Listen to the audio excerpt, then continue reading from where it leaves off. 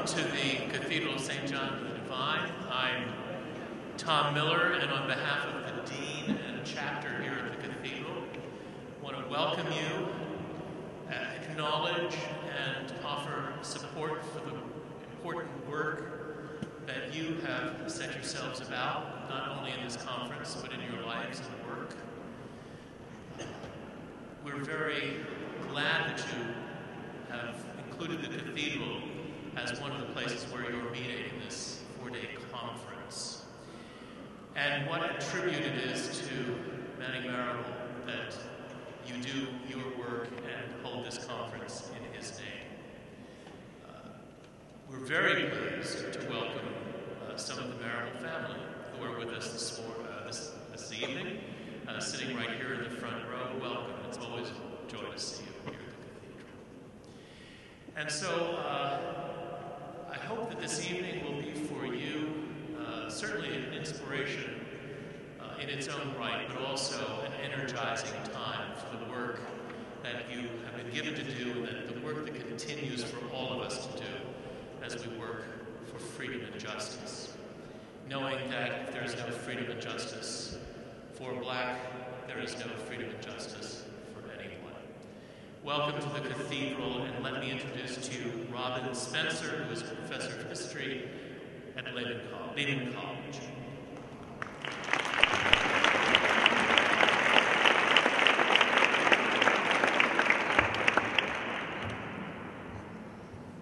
Good evening. We are here to honor the memory of Dr. Manning Marable, and we're also here to recommit ourselves to the fight for freedom, for justice, for human rights for all, for a better world.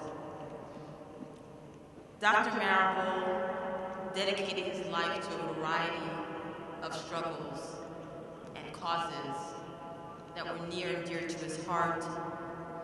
But in particular, he was concerned with the many men and women who were incarcerated in the jails and prisons of the United States of America. So tonight, we're excited to start off a program which features legendary freedom fighter Angela Davis, who will be in brief conversation with Mumia Abu Jamal, to talk to us about the crisis of incarceration in this country, and also to galvanize us and push us towards solutions. Before we do that, there are just a few things to cross off of our agenda.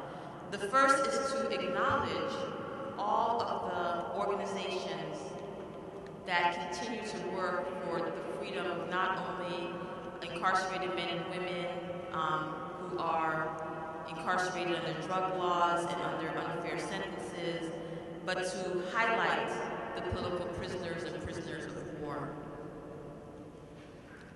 I was looking through a search engine for information on Dr. Marable as I was doing research for this conference, and I came across an organization called Books Through Bars.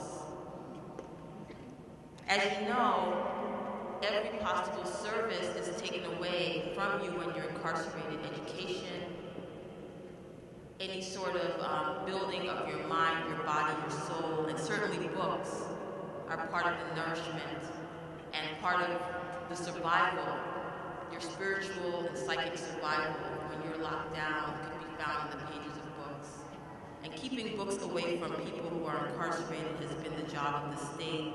And there are many organizations, many individuals who send books and reading materials to their loved ones.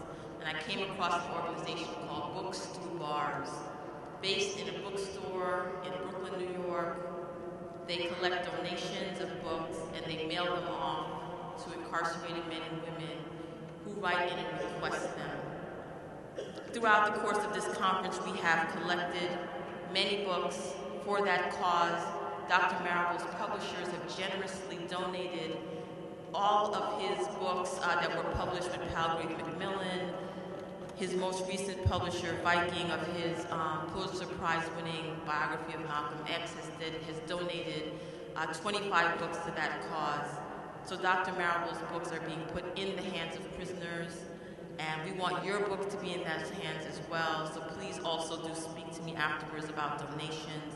I want to bring up a representative from Books to Bars to tell us more about the program and how we can get involved. Because when I came across this random video on a search engine, there was one of Dr. Marable's books being tucked into an envelope and sent off to a prisoner. So I want to introduce Professor Vicky Law.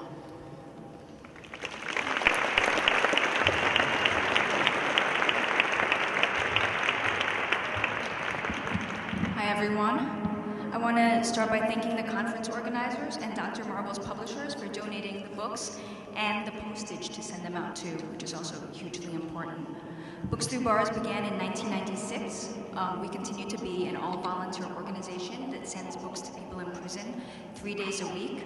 All of our books are donated, and we also raise the money to send them out through donations from individuals who care about prisoners' rights to read, like yourselves, and through benefit fundraisers.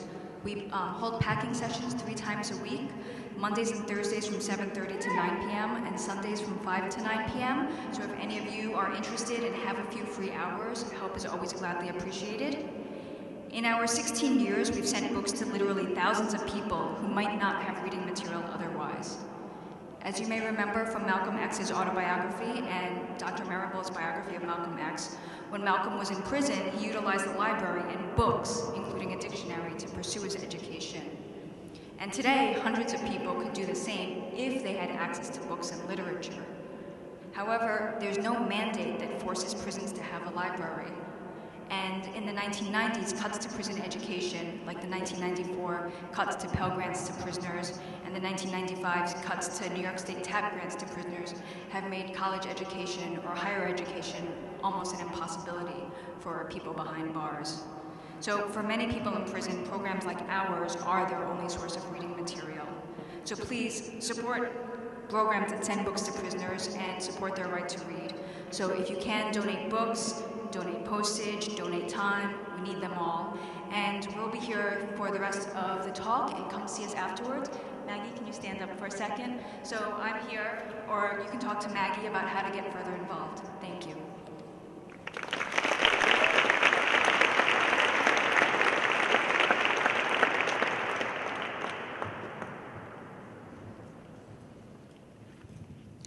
Through her activism and scholarship over the last decades, Angela Davis has been deeply involved in our nation's quest for social justice.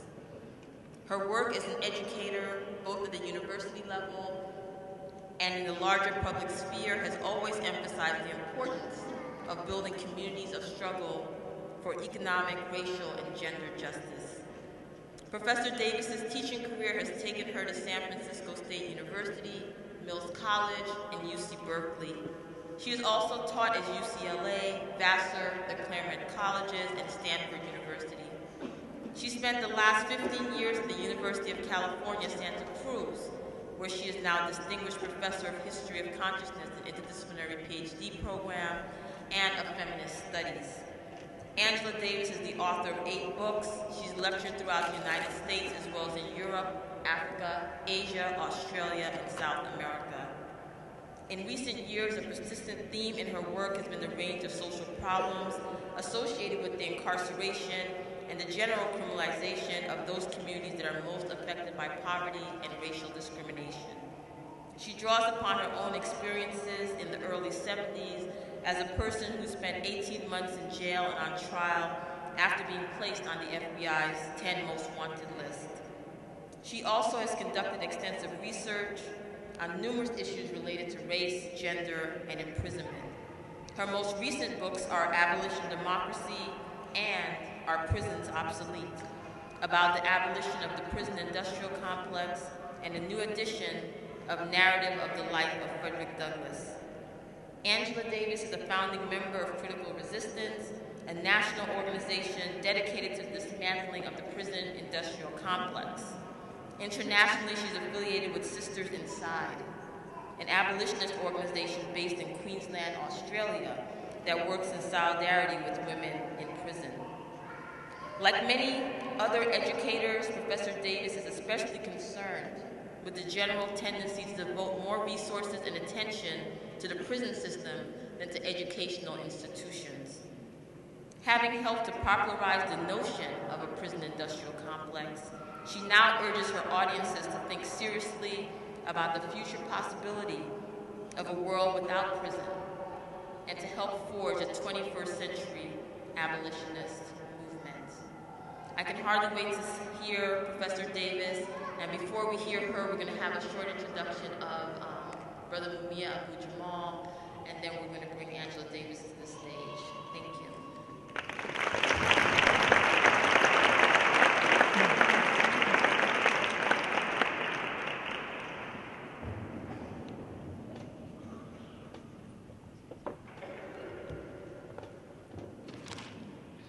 Good evening, everyone. My name is Johanna Fernandez. I'm a member of the faculty at Baruch College of the City University of New York. I'm also here before you in part as a result of the work, dedication, example of my mentor, comrade, and father, Manning Marable. I'd like to start by saying that in the early 1980s, Manning Marable wrote the groundbreaking book, How Capitalism Underdeveloped Black America. In the early 1980s, Manning Marable identified mass incarceration as the new face of racism in American society. Conversations that are being had today about the new Jim Crow were essentially brought to the fore by this very important book, and something that Manning shared with his colleagues but also with his students when we were studying with him at Columbia was that he got a huge number of letters from prisoners who had read How Capitalism Underdeveloped Black America. So I think it's quite propitious that the keynote address today should be on the subject of mass incarceration. I want to talk a little bit about Mumia Abu Jamal before I bring up Dr. Angela Davis. As you probably know, in December of last year, only a few months ago, the state of Pennsylvania was forced to throw in the towel on the issue of Mumia's execution.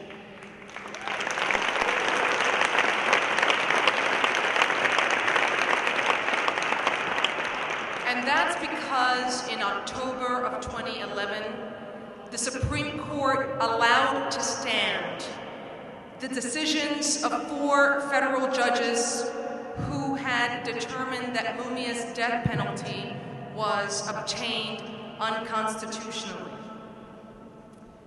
So part of what we have to say is that the movement to free Mumia Abu Jamal is essentially responsible for one of the most important civil rights victories of the last 30 years. The state was determined to kill Mumia Abu Jamal, but an international movement saved his life. And I think that we need to reinvigorate, strengthen, feed a new movement that's emerging, that's been around for quite some time, not only to free Mumia Abu Jamal, but to end mass incarceration and to put to the fore of American society the issue that Angela Davis has been discussing since the 1970s, and that is the important issue of abolition. Mumia Abu Jamal is a radical African-American writer and journalist. He's the author of 7 books and hundreds of columns and articles. He spent the last 29 years on Pennsylvania's death row, and now he is serving a lifetime of imprisonment without parole.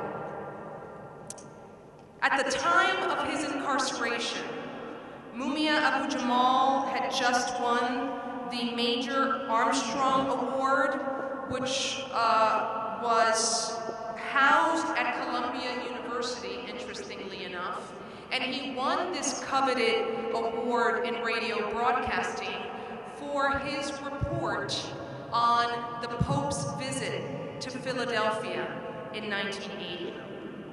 His demand for a new trial, Mumia's demand for a new trial and freedom, is supported by heads of state from France to South Africa, by Nobel laureates Nelson Mandela, Toni Morrison, Desmond Tutu, by the European Parliament, by distinguished human rights organizations like Amnesty International, city governments from Detroit to San Francisco to Paris, scholars, religious leaders, artists, scientists, the Congressional Black Caucus, and other members of U.S. Congress, the NAACP, labor unions, and by countless thousands who cherish democratic and human rights and justice the world over. Mumia has become known as the voice of the voiceless, as you all know, because from a small prison cell, he speaks truth to power. I want to welcome to you, without further ado, Dr. Angela Davis.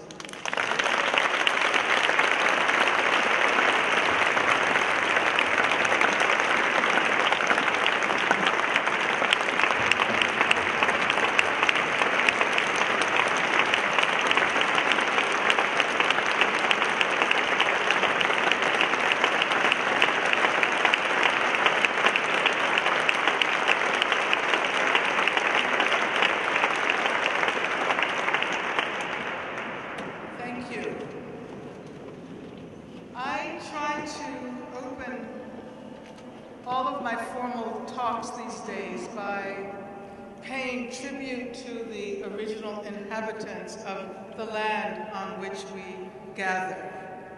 As we remember the terrible era of colonization and genocide, we are called upon to act in solidarity with Native American struggles today.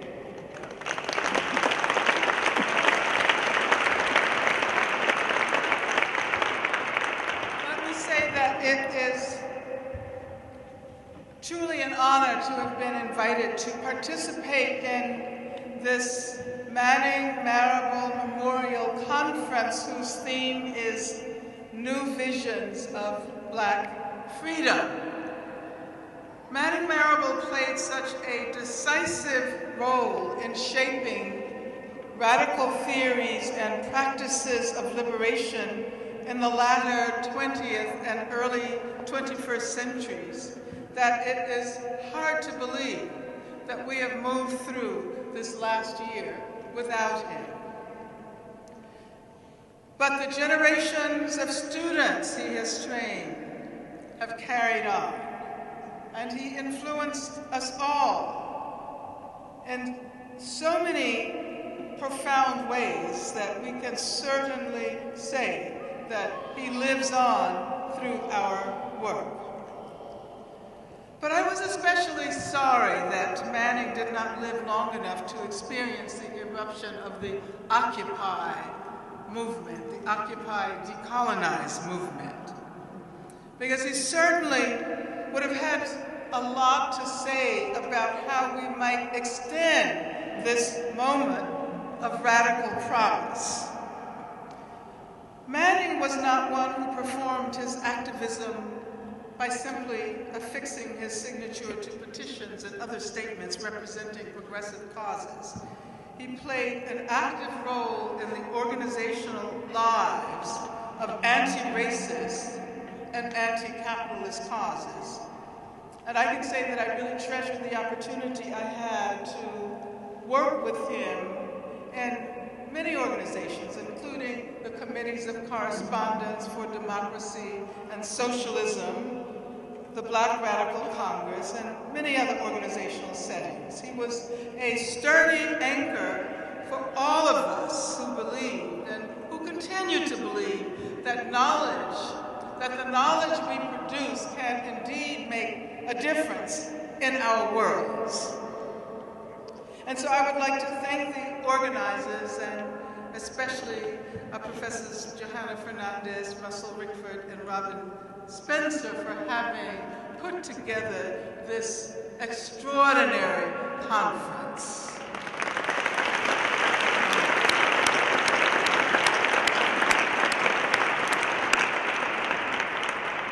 And I would like to thank Leith Mullins, who Manning credited with pushing him to fight the terrible disease that would have otherwise claimed his life so much sooner.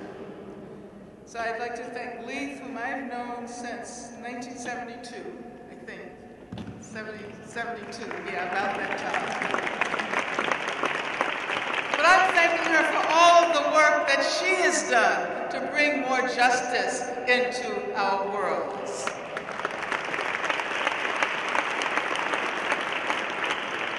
The theme of this conference is New Visions of Black Freedom.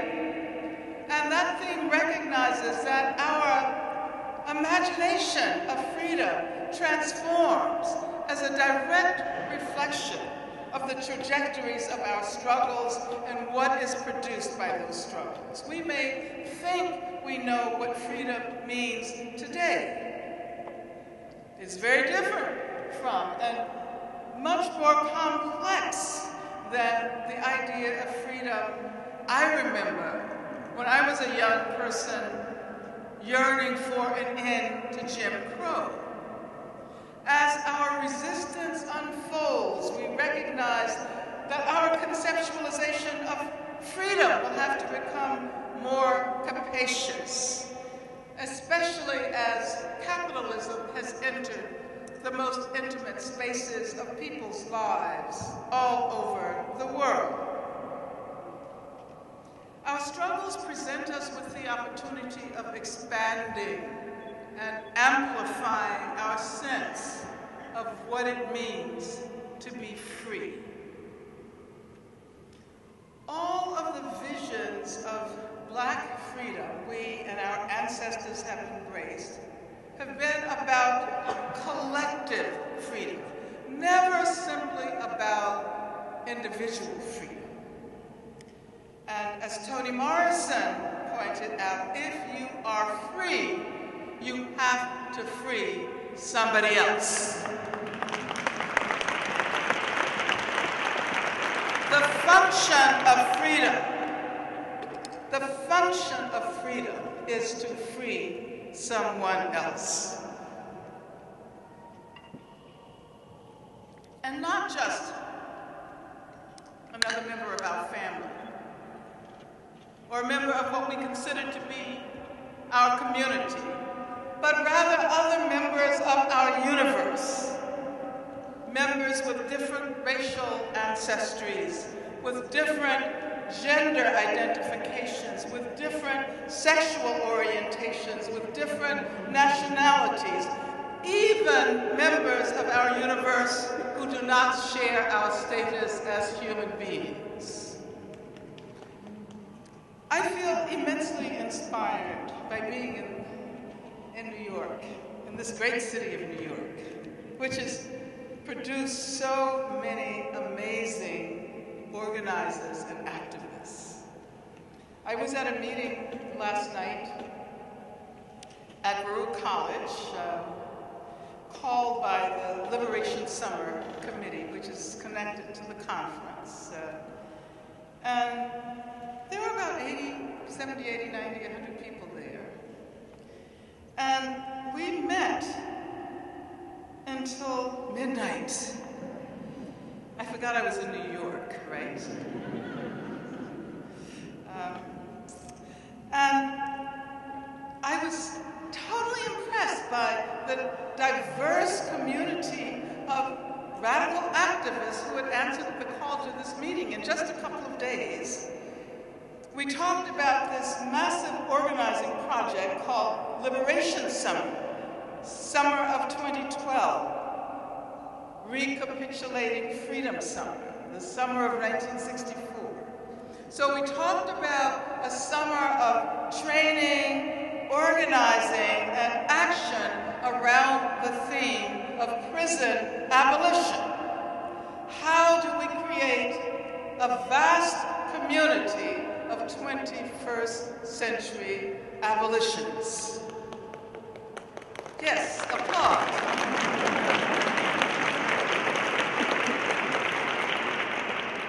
I know we were in church, but...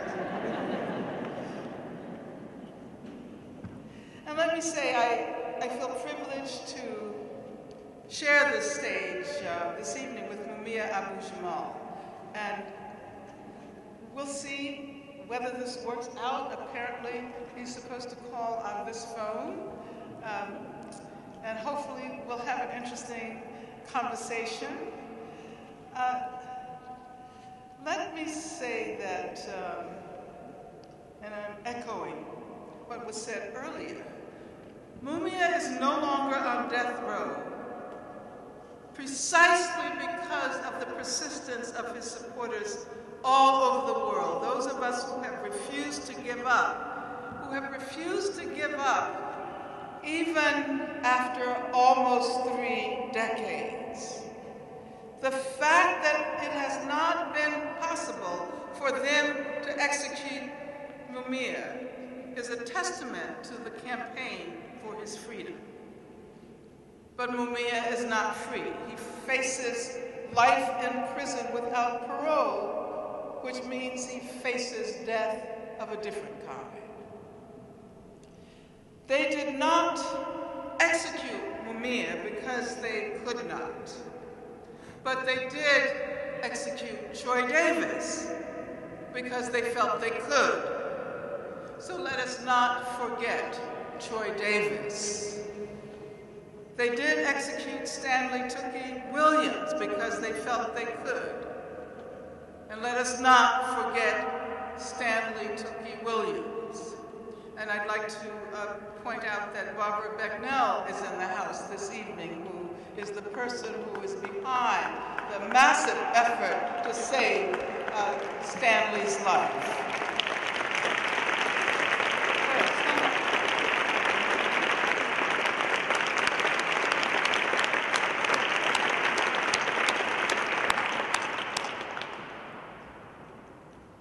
And so now is the time to redouble our energies to free Mumia.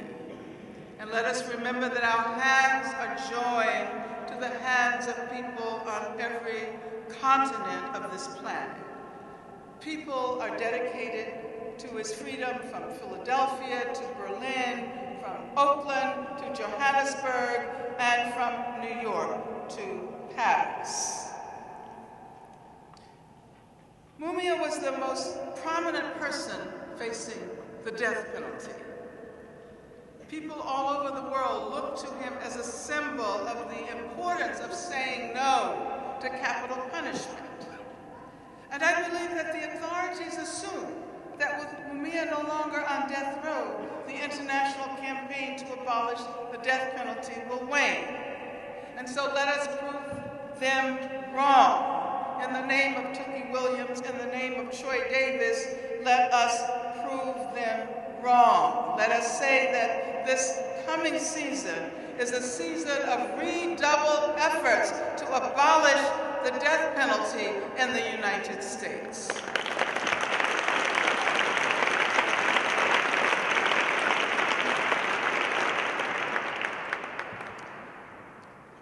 If you are free, you need to free somebody else. The function of freedom is to free someone else. So let us free Mumia and all political prisoners. Let us free Leonard Peltier and Mondo Langa and Ed Poindexter and Herman Bell and Veronso Bowers and David Gilbert and, yes, of course, the Cuban Five. Free the Cuban Five.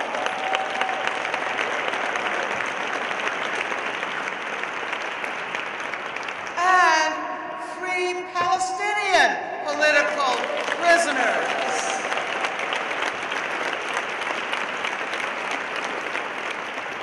And as we reflect on new visions of Black freedom, let us move outside of our comfort zone and recognize how deeply connected our history of struggle for Black freedom, which is the history of the United States of America, the history of the United States of America is the history of the struggle for black freedom and for the freedom of all other oppressed and subjugated people in this land.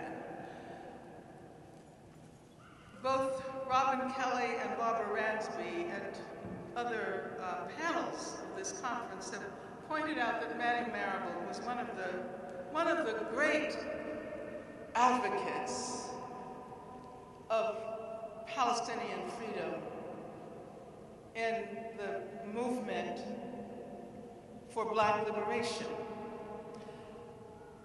I'd like to tell a brief story about my connection with Palestinian political prisoners.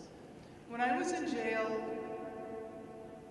40 years ago, wow, it's really been that long. 40 years ago. More than 40 years ago, actually. I received solidarity messages from people all over the world. All over this country, but also all over the world. But I especially remember the solidarity messages I received from prisoners here and prisoners in other countries. I remember in particular the message I received from Palestinian political prisoners in Israeli prisons. And this must be the call.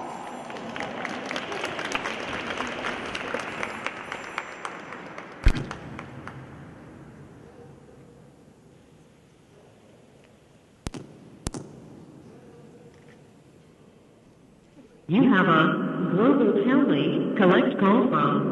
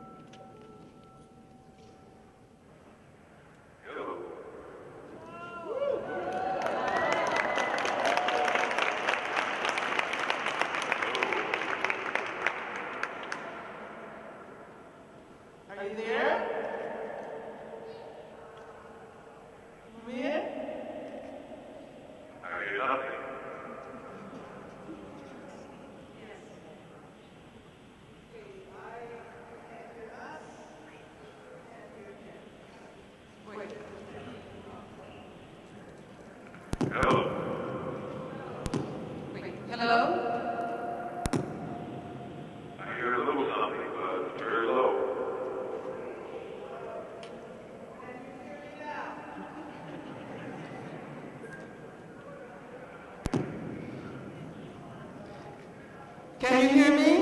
I can hear you.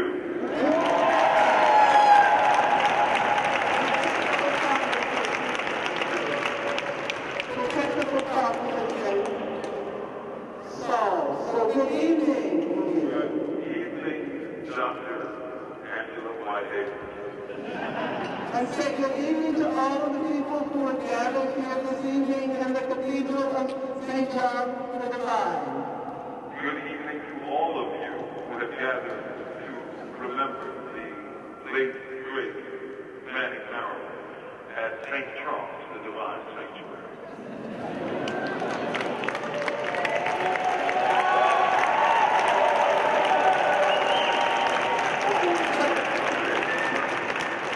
Before we begin, if I may, I just wanted to make sure I gave you, Angela, and all of the people a greeting from my co-author, Dr. Mark Lamont Hill, who will be seeing you tomorrow. And he sends his love and his greetings as well. Thank you very much. And you called precisely at the right time. I had been discussing with the audience the importance of redoubling our efforts to dismantle the death penalty and our efforts to free you, Mumia. And as you know, this conference has revolved around the theme of mass incarceration. So I wanted to first give you an opportunity to say a few words to the audience here about the crisis of mass incarceration. incarceration in the 21st century. Did you hear that last bit? I did not, because I was really interrupted by my... Yes, and I expect we will be really interrupted several times over the course of this very brief conversation. Absolutely. So I was saying that I wanted to give you an opportunity to add your reflections to the discussion we've been having on the crisis of mass incarceration in the 21st century. Well, Angela, I thank you for the invitation. Unfortunately, I'm well schooled on the subject. Let me just say that, you know, for many years, I've been what one could call an expert when it comes to death row, having spent over a lifetime on death row. And I've become, in many respects, an expert on at least the theory of mass incarceration. That is to say, I can recite the numbers, I can recite the statistics, I can tell you that the United States, with 5% of the world's population in prisons, over 25% of the world's prisons. But nothing has prepared me for the experience of seeing with these two eyes hundreds of men going out to yard every morning with their brown uniforms on. It is a sight to behold. The numbers themselves are startling. So it gives me an experiential understanding of mass incarceration that one can never get from reading the best text. It's the book of bodies, the book of brown, black, and white, and Asian men walking out the yard. And what I call the sea of brown. 500, 600, 700 men going out to one yard. It is something to see, and it continues to move me every time I see it. Well, this is a new experience for you. Profound. For the better part of 30 years, anytime I went to the yard, and I use that word with parentheses around it, it was really going into a dog cage, maybe 10 by 6, and with one other man. And, you know, being that you're human and you can adapt to almost anything, after so many years, it had been normal for me to, you know, walk out of the cell, go into a dog cage, and play handball with another man.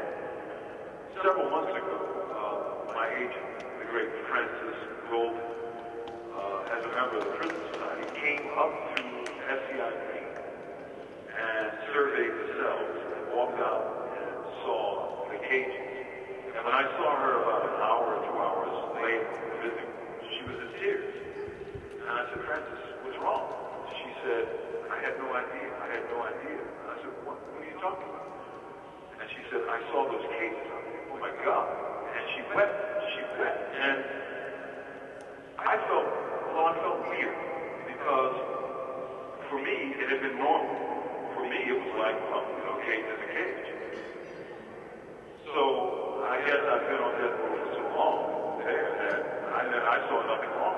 And then now, you go to a cage and there's 500 men around. Oh yeah, that's a difference. And I'm getting used to that as well.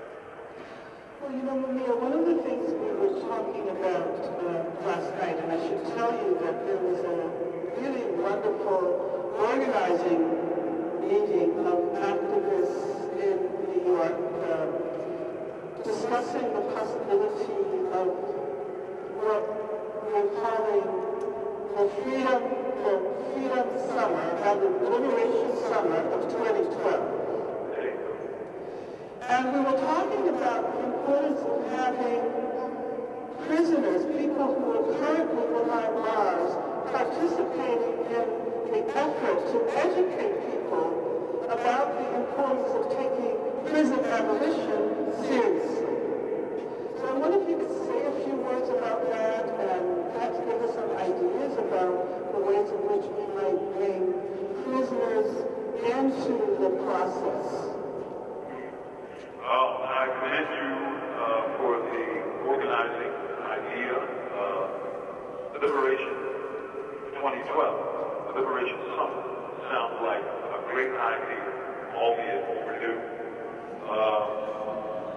It's right on time, and I think the idea of incorporating prisoners into that work gives it a kind of grounding that much organizing has lacked in the past. I mean, we have no shortage of prisoners in this, what I call the prison house of nations. So I think that idea can expand and deepen and enrich our analysis, and as I said with my own experience, our understanding of what it means to be in the prison house of nations, my term. More to it, let's do it, let's make it happen, let's build the Liberation Summit 2012. And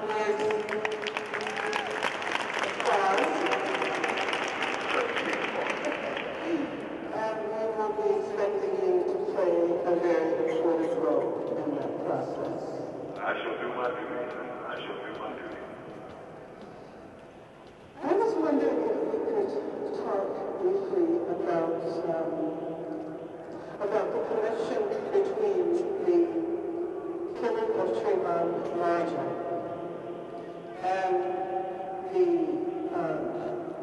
problem of over-incarceration. And one of the things I've been thinking about, I was planning to share this with the audience in my prepared remarks. I'm not sure when I'll get to it, depending on how long our conversation lasts. But I've been rather disturbed by the extent to which people assume that the best way to respond to such a horrible incident is to guarantee that the perpetrator of the violence is sent to prison. It seems to me that we are addressing, as an individual, we are addressing the case of Trayvon Martin as the killing of an individual, and not as one more instance in a long, long line of racist murders, killings by police, etc. So perhaps you could share some of your insights with us. Well, my feeling when I heard of the Trayvon Martin case, incident, event, atrocity, is that the real killer, and I'm not by any means kind of throwing the softball, Mr. Gentleman, the real killer is a media that criminalizes black youth, black men, black people, and therefore puts into the minds of billions the very thought that some of them are living, they're evil, they're about to commit some kind of crime, and especially if they're getting around black. We've had many of the great commentators of the day pronounce that the police was the culprit. We've had people talk about, perhaps he shouldn't have been in that area, even though his father and his parents lived in it. But, no one really talks about what the media has done to poison the minds of millions and to give a kind of criminalization to being black and walking down the street. Many years ago we talked about driving black. Now it's, walking down the street with a hood on. I guess with that skill. We need to eradicate the kind of media that mentally poisons millions of people against black people and brown people, and then puts so much fear into people that when we look at each other, we don't see what we see. We see what's projected by the media, and I think the media plays a great role in this. And of course, the solution is not incarceration. We have the biggest prison population on the planet. We need more of that. And as you said earlier, we need to think seriously. This call is from a closed correctional institution at Manhattan and is subject to monitoring and recording. We need to think seriously about de-incarceration. And we have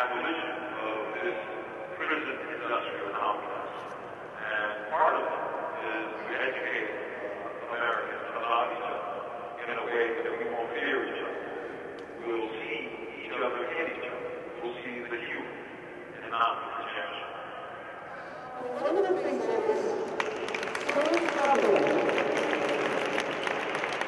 one of the things that is so troubling to me is that young Black Latino boys nowadays receive what they call little talk.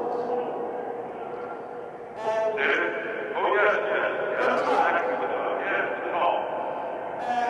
and they say they are told that they'll likely be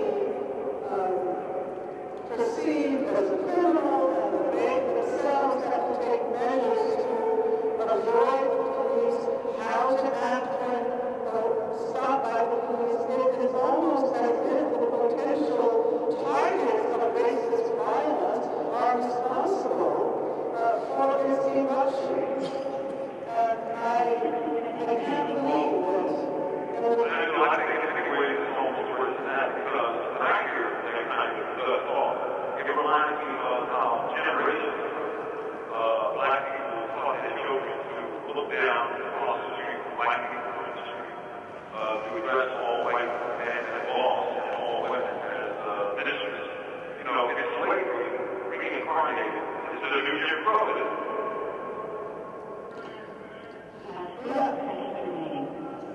Well, we have 30 seconds remaining, and so I think I'll give you the opportunity to say your last words to the audience gathered.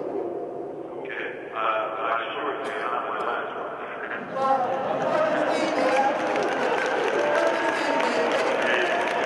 I love you all. Thank you all for being there.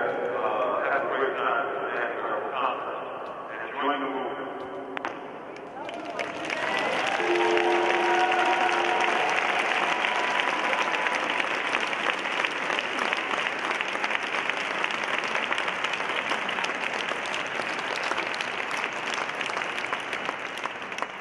How many of you have ever engaged in a telephone conversation with a prisoner? For those of you who haven't, now you have the experience of talking by telephone to a prisoner and being constantly interrupted by the computerized voices and being rudely disconnected at the end of 15 minutes. So let's give Mumia an applause.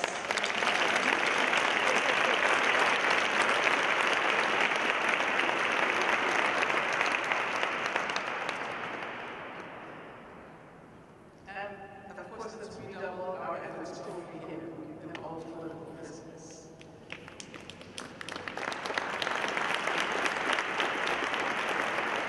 Now, this is kind of awkward, but should I return to the story I was about to tell? Do you remember what I said before? Okay, I was talking about having received a message from Palestinian political prisoners when I was in jail 40 years ago. This past summer, I had the opportunity to visit Palestine. And I met an older man who told me that he signed the message of solidarity to me when he was in prison and when I was behind bars. And I cannot tell you how gratifying it was to be able to embrace him in the free world, the relatively free world. He continues to struggle, we continue to struggle here. And let me say that we should all be aware of the fact that young Palestinians are modeling their struggle after the Black freedom struggle in the United States. There have been freedom rides challenging racially segregated bus companies. There has been an effort to desegregate the highways in occupied Palestine, highways that are only for settlers, Israeli settlers. Palestinians cannot drive on the highways in their own communities.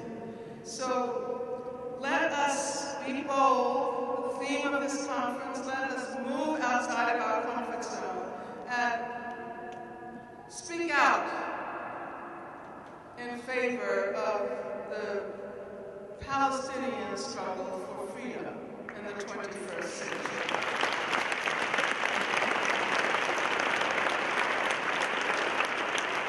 Now, I've prepared some remarks, and depending on how much time I have left, I'll see how many of my notes I can get through. I wanted to share with you that last month, the U.S. Department of Education's Office for Civil Rights issued a report about race-based disproportionalities and punishment in the nation's school systems. So we're talking about prison, now we're going to talk about schools. And the report, which included data from some 85% of the country's schools, pointed out that Black and Latino students made up more than 70% of those who were either arrested or referred to law enforcement in 2009-2010. And it seems to me that if we want to understand the background of race-based mass incarceration, we have to seriously examine the state of our schools. The notion of a school-to-prison pipeline has become quite familiar during the last decade, and I'm certain those of you who came out this evening are aware of what we call the school-to-prison pipeline, right? But we tend to imagine that pipeline as unidirectional. It goes from the schools to the prison. Students move through the schools to the prison pipeline, from classroom, perhaps they go to the principal's office, and then they go to the law enforcement agency, to a juvenile justice center, to a jail, and then to a prison. But I think it's also important to recognize how the culture of the prison flows in the other direction. It flows back through the juvenile facilities, which have begun to look more like maximum security prisons than places where youth can be re-educated. And school regimes become regimes of discipline and punishment rather than regimes of learning.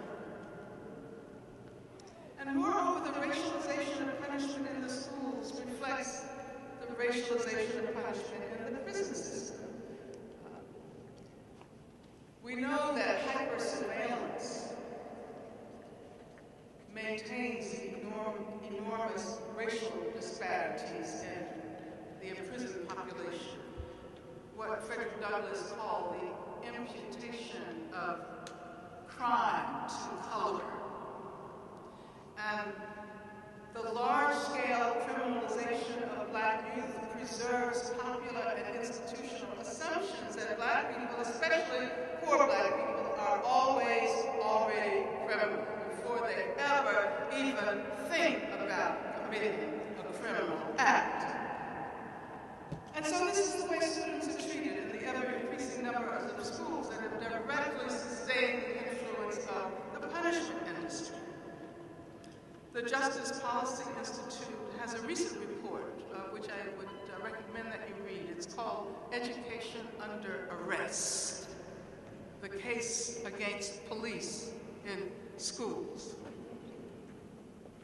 And it's prefaced in this way: fueled by increasingly punitive approaches to student behavior, such as zero-tolerance policies, the past 20 years have seen an expansion in the presence of law enforcement in schools, including school resource officers. Now, have you heard of school resource officers? This euphemism, school resource officer, tries to hide the extent to which violence is seen as the only way to treat some students. Youth who are assumed to be always already criminal have to be treated as criminals, even in the place that is supposedly dedicated to helping them imagine new futures for themselves and their communities. What is so alarming about the soaring numbers of school resource officers is that education is literally being invaded by the police. State violence is insinuating itself into the very heart of the educational process. Education Under Arrest points out that reported rates of school theft and school violence are at the lowest level since the data began to be collected in the early 90s. And at the same time, there is a rising demand for school resource officers. And of course, the presence of these people who are called school resource officers has led to increasing numbers of arrests of youth of color. And often for students who do nothing more than disrupt a class or talk back to a teacher, maybe by swearing. I mean, how many of you remember the students in your class who were always disruptive or who talked back? And sometimes we were envious of those who talked back because we thought the same thing, we just didn't have the courage to talk back. But these are the people who are these are the kids who are being arrested by these school resource officers that are responsible primarily to a law enforcement agency, to the local sheriff's department or the local police department, and they are armed. They're armed, and at the same time, they're supposed to be teachers, and they're supposed to be counselors. Now, this is an issue we certainly should take up. If these school resource officers continue to invade our schools, the schools in poor Black and Latino communities will basically become jails.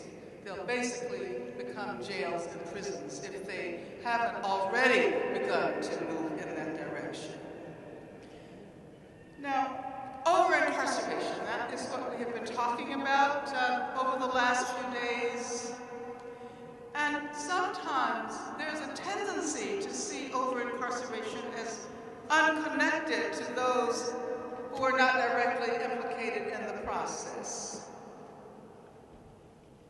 But I think that in Black communities, despite the fact that there have been many economic, educational, and political transformations, it is probably still the case that most Black people in this country know someone, have a relative or a friend who is or has been in prison. Am I right? We're all connected. And that generalized culture of racially biased criminalization, racially based criminalization, is always poised to inflict its harm on our communities. 2 Sundays ago, on the editorial page of the New York Times, I live in California, but I read the Times every morning, the paper edition. And I saw on the editorial page a really interesting image. It was a photograph of a piece of street art in Santa Monica, depicting a light-colored sweatshirt with a bag of Skittles protruding from the pocket. You remember that Sunday before last? And of course, in the spring of 2012, all over the country and throughout the world, we are focused on the persistence of racism, largely because of the recent murder of 17-year-old Trayvon Martin. And that murder has reminded us that if you are Black, you are still considered to be always already a criminal.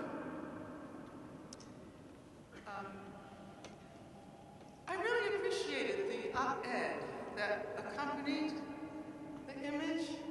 And I just want to, I'm sure many of you read it, but I just want to share a passage from that editorial, which was entitled, "Young Black Male Instalked by Bias." The door to the subway train slides open, revealing 3 tall, young black men crowding the entrance with hooded sweatshirts pulled up over downward-turned faces, boxer shorts billowing out of overlarge, low-slung jeans, and sneakers with the laces untied. Your response to the look, the article continues, and to this trio on the subway depends in part on the context, like the time of day, but especially on how you feel about young male blackness. If it unsettles you, as it does many people, and that includes black people, you never go beyond the first impression. But those of you who are not reflexively uncomfortable with blackness can discern the clues that tell who these kids are. They may be tall, but their hormonally pockmarked faces, narrow hips, and the cartoon pattern underwear that you can see show that they are probably 15 years old at most. The grimy book bags, the grimy black book bags, barely visible against the black hoodies, make them students on the way to school. And Staples' analysis in this op-ed focuses on stereotypes, and he points out that many accounts of the 911 calls made by George Zimmerman, quote, offer a glimpse of a man who seemed gripped by fears that he began to associate almost exclusively with black children and teenagers. When he began to make the 911 calls 8 years ago, Staples points out, Zimmerman focused on non-emergency issues like potholes or someone driving very slowly through the neighborhood. In the period immediately preceding the killing of Trayvon Martin, his calls were often about black youths and black men engaging in suspicious activity, such as loitering. In the 21st century, we act as if the racism of slavery and the racism of the Jim Crow era, and even the racism that stimulated mass rebellions and the emergence of a radical black movement in the late 1960s and early 70s, we act as if those racisms are dead and buried. We act as if they have been placed under the dust heap of history, to be experienced only indirectly in history books and in museums. And of course, there are brilliant studies of those eras and amazing museums, including the Underground Railroad Freedom Center in Cincinnati. Despite the fact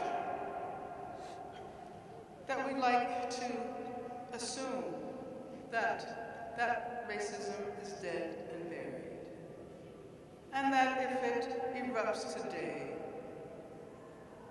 the targets are probably going to be someone else. Even those of us who are people of color and have managed to create possibilities for futures very different from the ones history had planned for us. We say that Trayvon Martin could have been a relative, a friend. Even Obama said that if he had had a son, he would have looked like Trayvon Martin. In many ways, George Zimmerman represents the modern-day slave catcher and the Ku Kluxer of the Jim Crow era.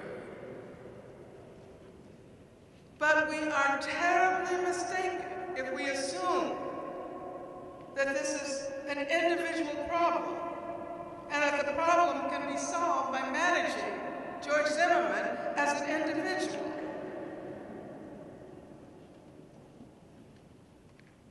Slave catchers could be diminished by one, and the system of slavery continued to function. Members of the Ku Klux Klan diminished by one or two or three.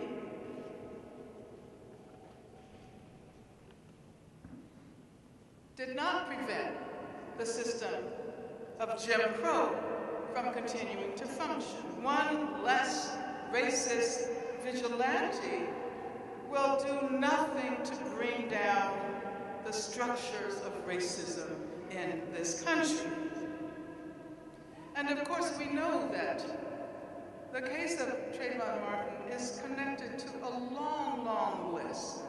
We have many examples of black men, Oscar Grant, Rodney King, Abner Louima, Sean Bell. We have examples of Latino men. Sergio Adrian Hernandez was shot 2 years ago, not even 2 years ago, by a Border Patrol agent near the El Paso Juarez port of entry, and he was allegedly hanging out near the Rio Grande with a group of his friends when the Border Patrol agents began firing at him. What they said was that someone was throwing rocks at them while they were attempting to detain a few what they call illegal immigrants who were fleeing back into Mexico. And the .40 caliber bullet that killed Sergio caused him to die instantly. He never crossed into U.S. territory. There are so many cases that we could name. And recently, we know about the case of James Anderson in Jackson, Mississippi, who was run down by a group of white teenagers who had gone to Jackson looking for a black man to harass. And we know that not too long ago, 2 men were arrested in Oklahoma for shooting 5 black people, 3 of whom died. And then there's the case of Kenneth Chamberlain in White Plains, New York, who was killed by police a few months ago when they responded to an alarm on his medical device. And then a couple of days ago, on Thursday, I read a story in the New York Times about Justin Patterson, who's a 22-year-old black man killed by a white man whose name is Norman Neesmith in Georgia. And in this case, apparently Justin Patterson and his brother had been invited, this happened about a year ago in January of 2011, had been invited by Neesmith's foster daughter. The girl and a friend were partying with Justin Patterson and his brother when Neesmith broke up the fun with a .22 caliber pistol. And on Thursday, this past Thursday, he pled guilty to involuntary manslaughter and received a sentence of 10 years probation.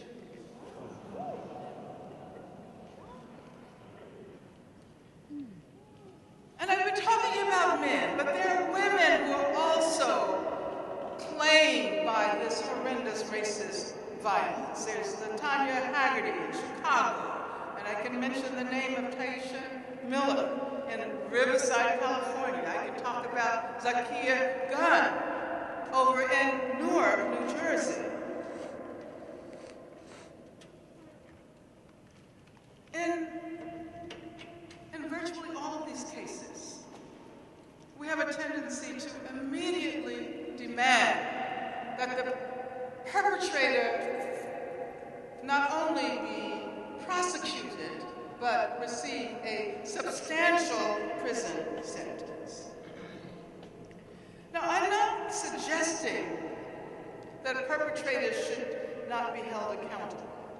But I want us to question why we move to the prison as solution, why we move so quickly to the solution of imprisonment, even those of us who see ourselves as doing anti-prison work.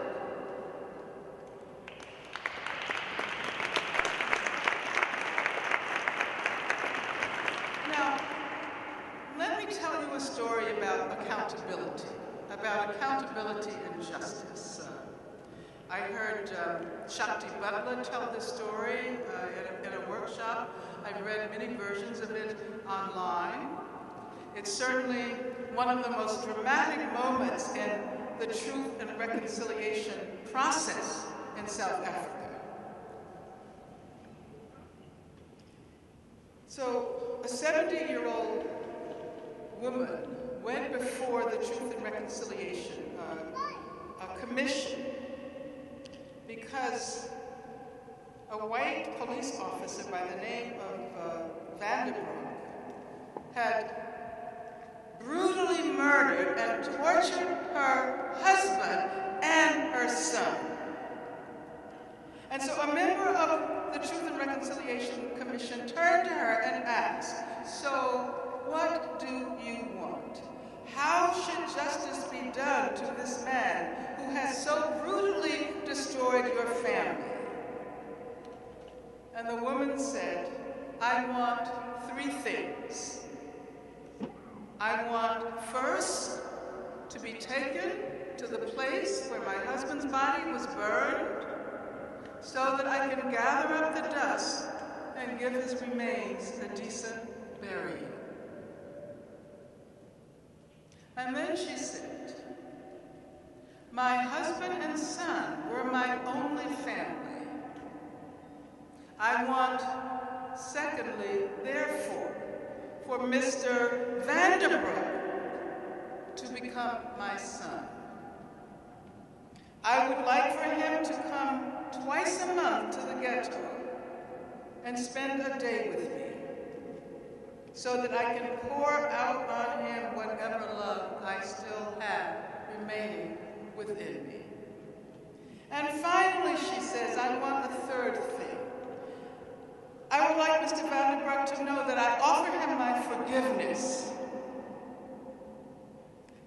And so I would kindly ask someone to come to my side and lead me across the courtroom so that I can take Mr.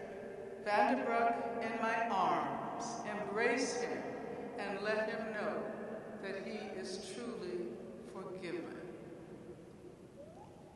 And apparently when Vanderbroek heard her say that, he fainted in the courtroom. He passed out.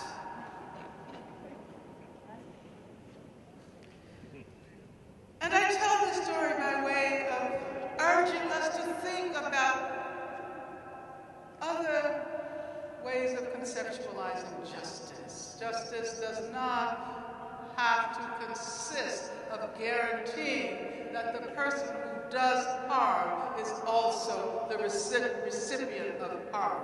Justice does not have to be retributive.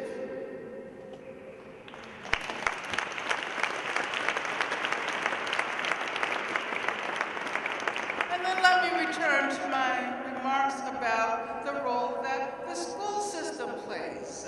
In many ways, our schools are doing the same work that George Zimmerman did that rainy evening in Sanford, Florida, when he identified Trayvon Martin as a criminal or as a potential criminal or as an always already criminal. And the criminalization of black masculinities enacted by law enforcement, by schools, by most institutions in the society is complemented by the pathologization of black girls and women. While we have been talking about violence, state violence against young black men, I think we need to acknowledge that girls and women are the most consistent targets of violence in the world.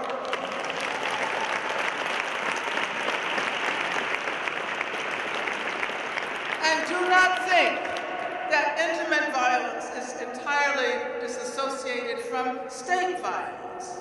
Most perpetrators of violence first experience violence in their families. If we think the streets are violent, if we think the military is violent, let us also consider the violence that is close to home, family violence.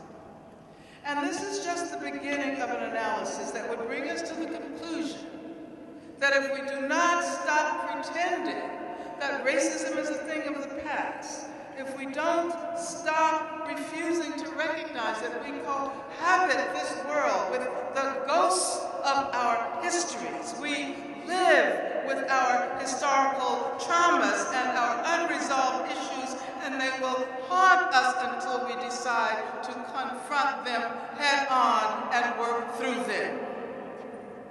The problem of racism cannot be resolved by treating each explosive manifestation of racism as an exceptional event. The death of Trayvon Martin is linked to a long line of lynchings, both extra-legal and legal.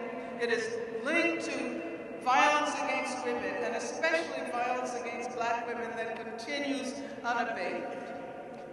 Racism has taken up residence in all of the major institutions of our society. It resides in our schools, it resides in our healthcare system, it resides in our housing policies, it resides in financial agencies, it resides in the prison system. And so, a first step, perhaps not a first step, but one step in this process might be to challenge the school to prison pipeline and to say education, not incarceration.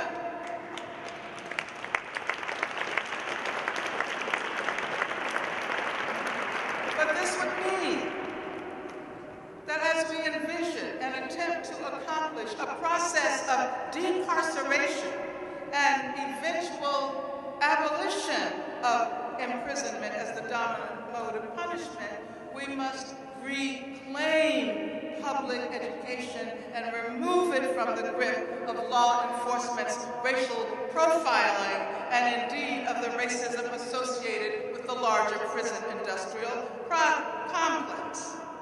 If we are truly committed to eradicating these and other modes of racism, we have to recognize that there are no quick fixes. There are no ways to avoid a process that will likely take many generations. If there has never been a consensus that we need to initiate a process to root out racism that may indeed take many lifetimes, many generations, now, I think, is the time to try to forge that consensus. And if we do, I say in conclusion, we may be able to claim the right to imagine that perhaps our children's children can reap the fruit of our struggles. Thank you.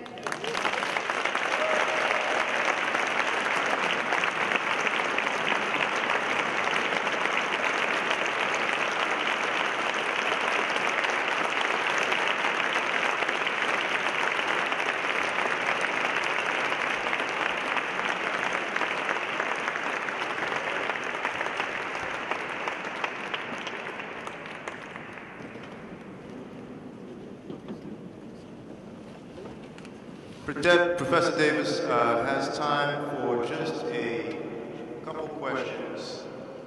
I will ask that you move to the mic and that you be very, very brief as time is growing short. Just have time for a couple questions.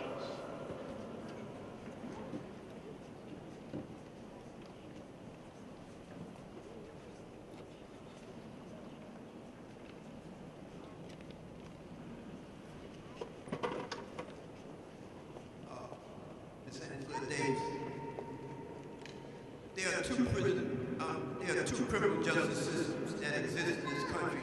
And I want to know if you agree with me. And they exist side by side. One is the criminal justice system that provides probation, fines, community service, house arrest, no prison. And then there's that other criminal justice system that provides nothing but jail, prison, parole, probation, and more jail, more prison, parole, etc. In your struggle for abolition, would it be a good conclusion, a good result, to have that criminal justice system that already exists, the one that is non-incarcerated, as opposed to the one that is strictly incarcerated and targeted at primarily poor people of color? Well, I agree with you that depending on who stands before the court, what you call two criminal justice systems come into play. I don't know whether we want to retain the one that meets our probation and parole, because I think that the bottom line is always imprisonment. Because even probation is conditional, right? It's conditional based on one's behavior, and one can always be re-imprisoned. So I think we need to start reimagining what we mean by justice. And I think, first of all, when we talk about abolition, we're not talking about creating an alternative that will address the needs of all of the people who are in the prison system now as the criminal justice system. We're talking about education. We're talking about housing. We're talking about health care. We're talking about jobs.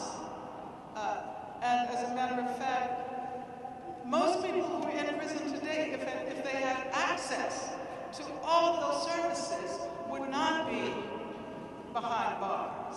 So I think it's important to see alternatives as large and as affecting the very character of the society we inhabit, as opposed to the space we allot to criminal justice. And then I would think that for a justice system, we're going to have to completely transform it. And I look towards the truth and reconciliation process for inspiration. I'm not saying that we would imitate that process, but in South Africa they realized that if everyone were imprisoned for criminal acts, then probably the majority of people in South Africa would be behind bars. And so they had to come up with another way of addressing these issues, and a way that was designed to produce harmony and better relations among people, as opposed to a way that was designed to mete out vengeance and retribution.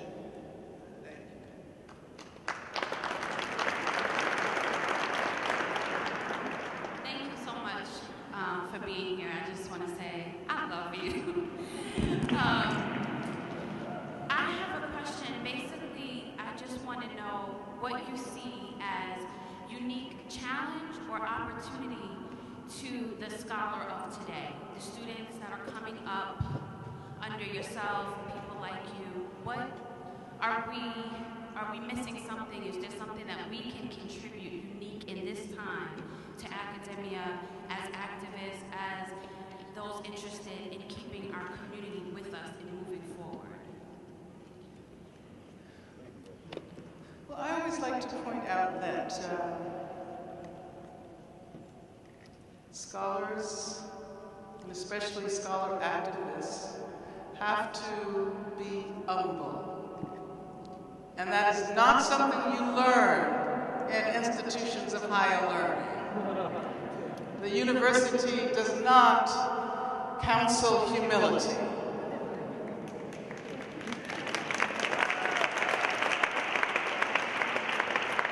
And I think that as graduate students, people who will eventually become professors, it is important to recognize that you have become an expert in one kind of knowledge, not all kinds of knowledge. There may be the professionalized knowledge that you produce in academia, but knowledge gets produced in so many other places. And when we consider that we've been discussing issues of incarceration, problems of the prison-industrial complex, probably the most important foundational knowledge in that area has been produced by prisoners. Although their academics like to believe that it was their idea, but I think it's really important to be flexible and to be humble and to develop egalitarian relations with others that don't assume hierarchies of knowledge production.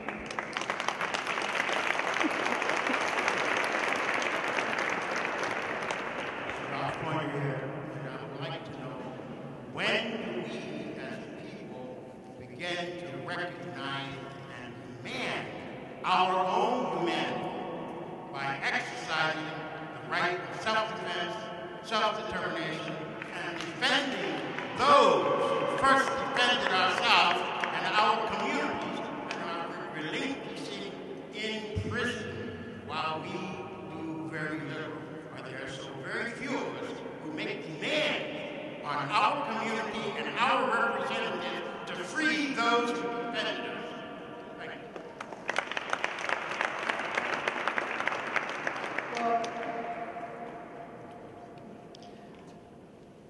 One of the things I think we really need to do is organize movements. And we need to take advantage of the fact that this is a moment, a historical conjuncture that has largely been created as a result of the massive uprisings and connection with the Occupy movement. And it seems to me that we should take advantage of this moment and not assume that our elected representatives are our saviors. And this includes Barack Obama.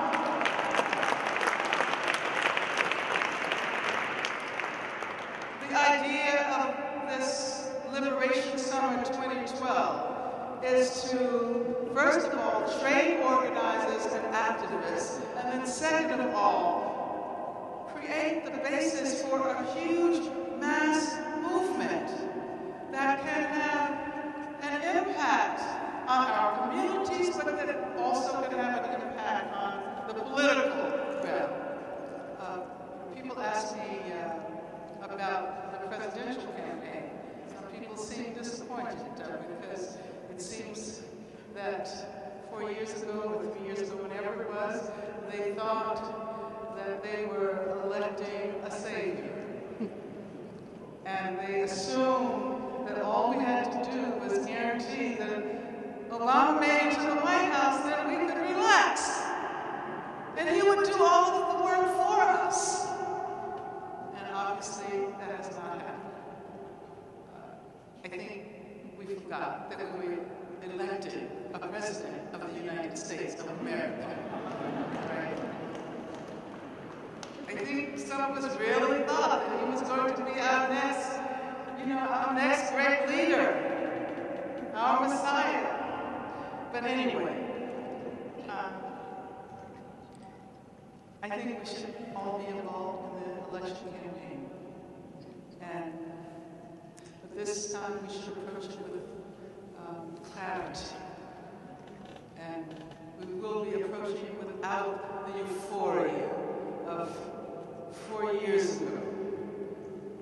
So I would say if Last time we got involved in the campaign to get Barack Obama elected.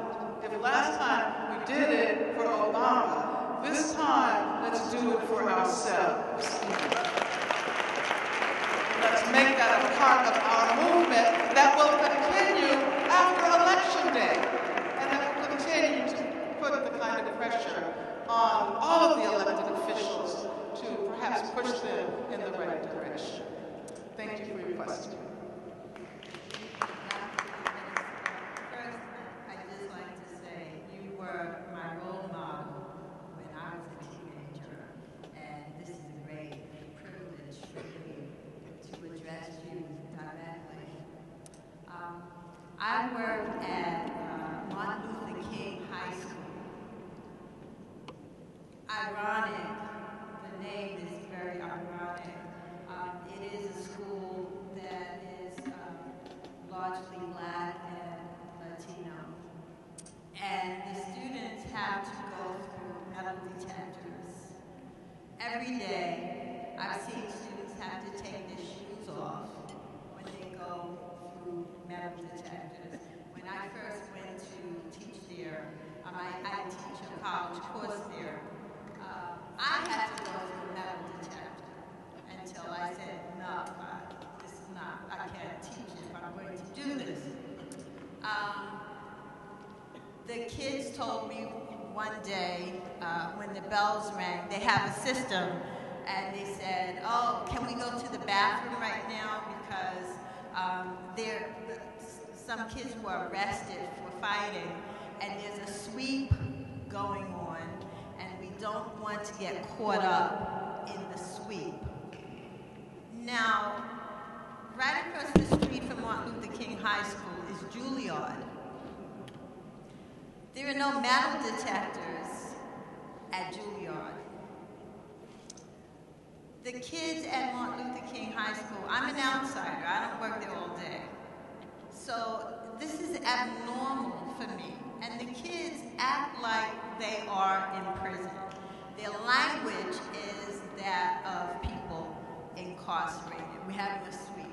The officers, the school guards, are all dressed as police officers.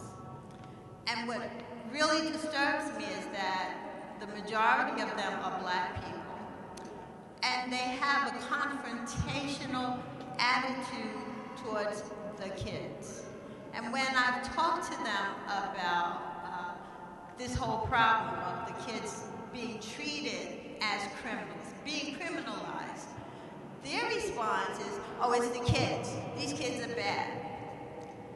How do we change that kind of relationship when Black people are getting paid to be correction officers and police officers of children who are not being given very much opportunity to go beyond being criminalized? It's so disturbing to me.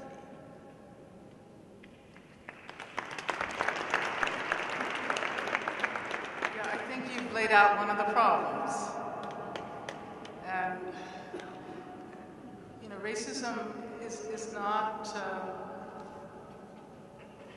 an ideological force that only affects white people. It affects many Black people, people of color as well. It's not attached to particular kinds of bodies. And so when we say that we need to develop a kind of movement that will begin to purge this society of racism, we recognize that it's going to be a long, long process. You know, one of the reasons I frame my remarks as I did, because I think we often jump too quickly to the instant solution, what we perceive to be the instant solution.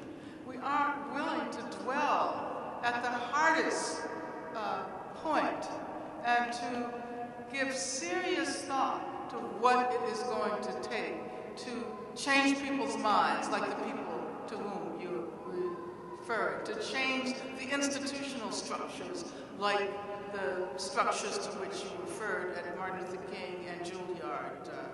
So yeah, that I think you've helped us to begin to develop an agenda of struggle, for the next years and months and decades and perhaps centuries. Who knows? Thank you.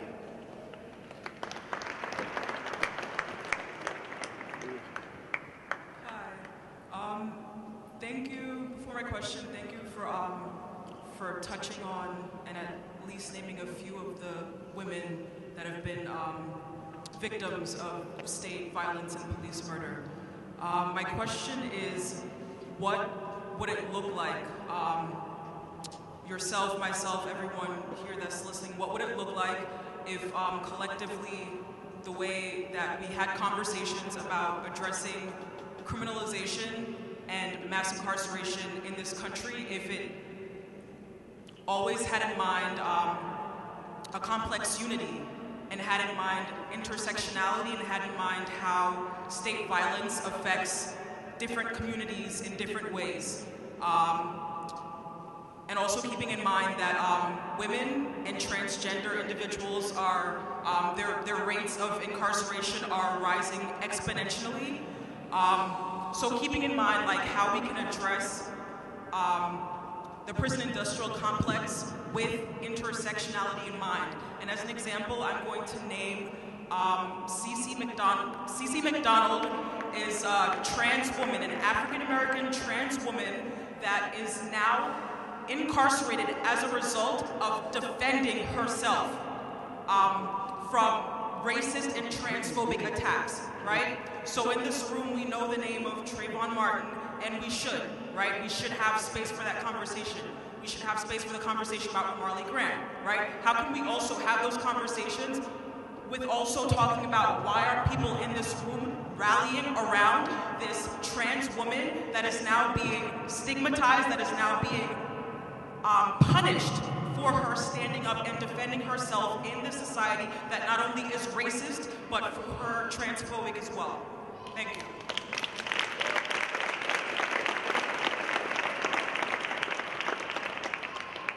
Thank you very much for so articulately developing an approach to education about prison abolition. And we've gotten into the habit of talking about the 99%. And as many people have pointed out, there's a lot of stratification within the 99%, depending on class, and depending on race, and depending on gender, and gender identification, and sexuality. And so that complex unity to which you referred would recognize not only the differences, but would recognize that it is important to organize precisely around those cases that might push a lot of people's buttons. And the case of Cece McDonald is one that I think can develop into a case that is massively supported all over the country. I know many of us were involved in the campaign to free the New Jersey 6 and New Jersey 4. And Patrice is still behind bars. And these are women, lesbians from New Jersey who in Greenwich Village did the same thing that Cece McDonald did, tried to defend themselves against the attacks of a homophobic person. And we have to make our vocabularies more capacious. We have to create the kind of discursive arena, terrain that calls upon people to recognize that in many cases, in many ways, when we stand up for those who are most marginalized, most subjugated, most oppressed, we assist in the process of making life more egalitarian for everyone.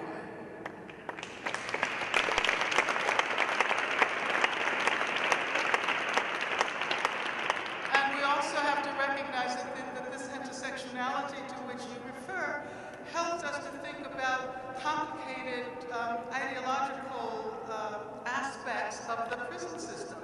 And with respect to trans prisoners, who, as you correctly pointed out, trans people have a higher rate of incarceration than any other group of people in this country. And when you talk about trans people of color, there is an even higher rate. And then when we look at the institutions, this institutional structure of the prisons, we see that the prison is a gendering apparatus. And it helps to create the ideological assumption in the larger society that gender is binary, right? That gender equals male and female, because there are only male prisons and female prisons, prisons for men, prisons for women. And it allows us to see the violence with which that binary is enacted. So by looking at that, looking at the case of trans prisoners, we understand something about the role of the entire prison industrial complex that affects everyone, not just people who are transgender. So I think we have to develop that kind of approach. And this is the kind of education I think people who participate in Liberation Summer 2012 can do as they engage people across the country, in communities across the country, in conversations about the reasons why we have to dismantle the prison industrial complex.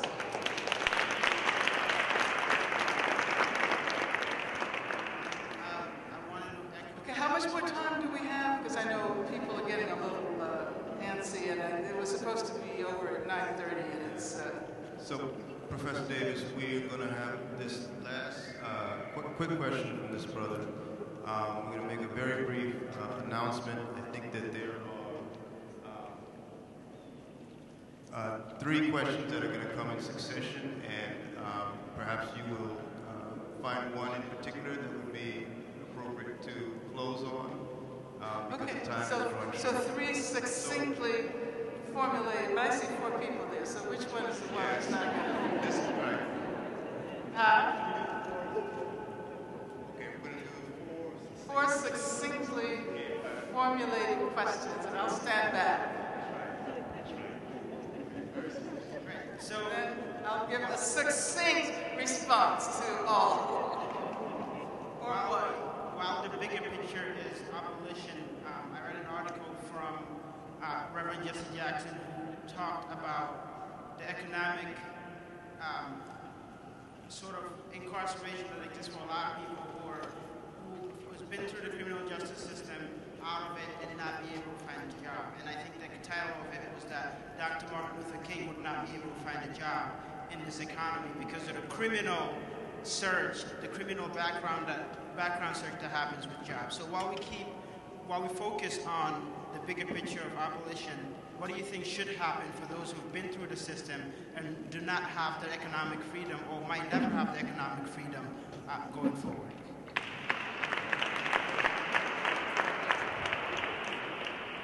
Bonsoir Angela. Nous sommes le collectif Mumia de Paris. So we are very honored to see you tonight. We welcome you in Paris. We are very honored to be with you tonight and wanted to thank you for your remarkable book of Prison Obsolete, which we are translating. And it was my inspiration to write a book about women in prison in the US, especially the MOVE sister, which I'm going to hand over to Johanna, and she can give it to you if you feel like it. Thank you very much. have to bend down a little bit. It's really an honor to even talk to you. My question will be very, very fast. You talked about the connection between prison and education, and I think that's patently obvious to everybody in the room. But we've been, and not to be the fly in the ointment, but we've been having this discussion in some variation, way, shape, or form for a very long time. What is the role of education? Should it be more holistic? Should it be more accountable? How can it be used as an area for liberation and an area of struggle if it is funded by the very same state that we are trying to overturn?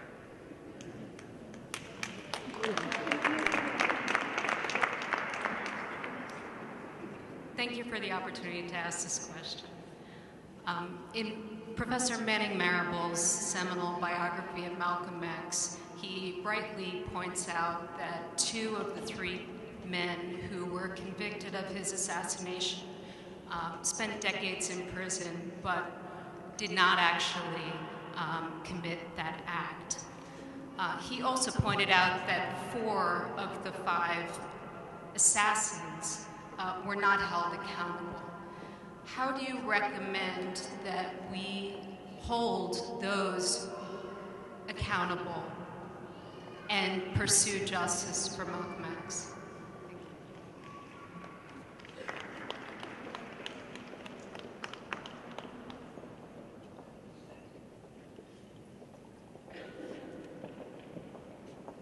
Well, the first question about the ways in which prisoners continue to suffer civil death even after they are released from prison is an extremely important one.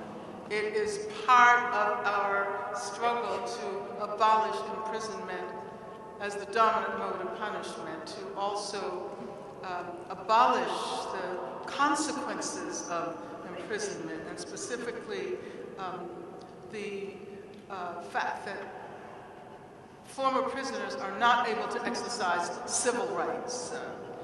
And if I had time, I would elaborate, but I thank you for raising the question. We should all be thinking about this, and we should all be aware of the fact that there are millions and millions of people walking around among us who are civilly dead, who have been declared dead by this system, so-called system of democracy. Now, education and liberation, what kind of education? We need a totally different system of education. You know, I almost want to say, or I do want to say, that as we talk about abolishing prisons, we have to talk about abolishing education in the way that it is practiced today. And I'm talking about education as discipline, and education, education not as a way of learning the joys of learning, the pleasure of acquiring knowledge, but education that is imposed on people. No wonder kids don't want to learn how to read and write and all the things that they're supposed to, because they feel as if it's a discipline, the kind of discipline that would be enacted upon them in prison. Now, I'll just say that I think the most important thing to be encouraged in any kind of education is imagination.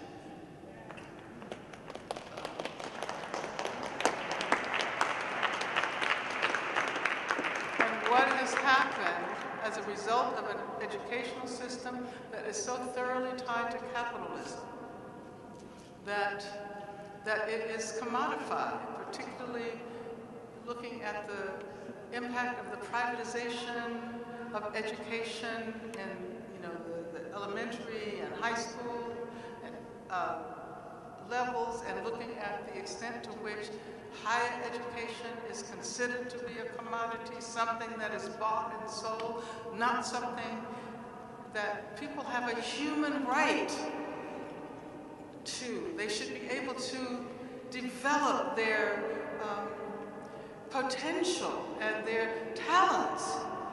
And now it's about buying and selling it. And then when students graduate and they go to graduate school, they reflect on how to market themselves on a capitalist market in terms of getting a job. And it's, I think we have to start from scratch. And I think we need free education at all levels, including the graduate level. And we need to value our teachers. Teachers should be the most important people in our society.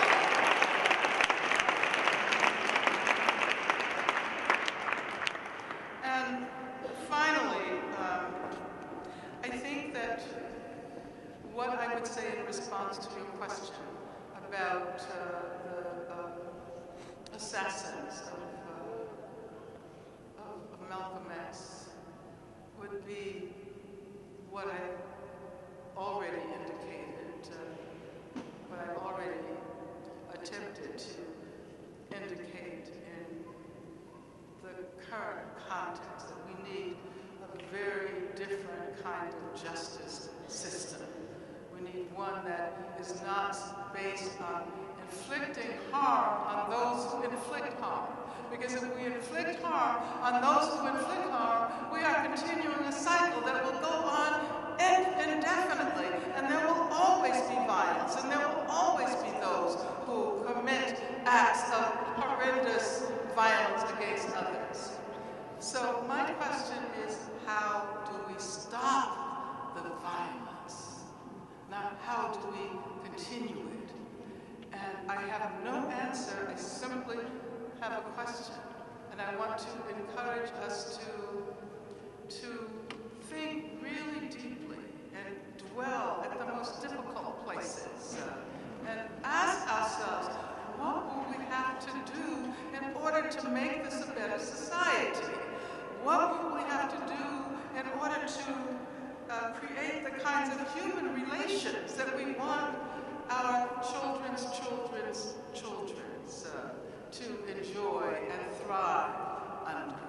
It's a general question, it's a hard question, but it's one that is designed to prevent us from jumping so quickly to punishment every time we hear about a so-called crime. Every time we hear about harm that is done, we don't want to think about the harm, we go to the punishment. And that allows the harm to continue, and even the worst kind of harm. And so I want to suggest that we try to figure out how to extricate ourselves from this society that so encourages instant solutions, and everything has to be fast. Everything has to happen immediately. We want our food in 30 seconds, and we want our political solutions in maybe 30 days. And it's not going to happen like that. It's going to take a long time. And we have to be willing to combine a kind of urgency with a patience, a kind of patience that will allow us to begin to